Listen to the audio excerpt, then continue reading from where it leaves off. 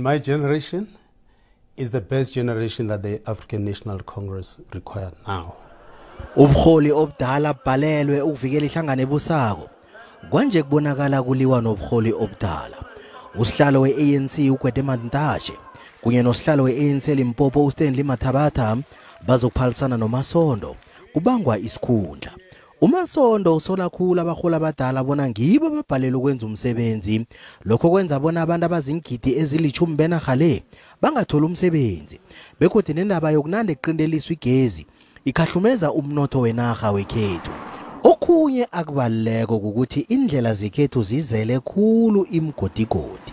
Let's also admit that the generation that has been dominant for the last 30 years has also significantly failed in many respects, either in terms of policy or in terms of implementing the policy positions of the African National Congress.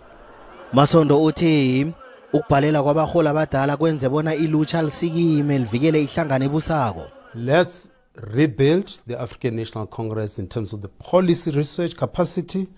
Let's build a politically educated African National Congress. Let's build a responsive ANC to respond to the demands, the issues that are facing young people. Umengameli we-ANC uCyril Ramaphosa naye akhange asale kabasolwako.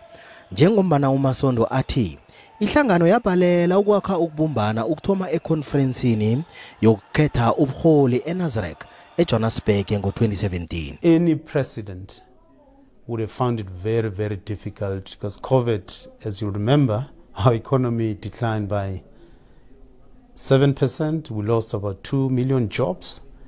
He led under conditions where the African National Congress has been losing electoral support. UMasondo uqale nabomakekere, uMantashe kunye noMathabatha ekumalunga akhambe phambili akhethwa magatsha.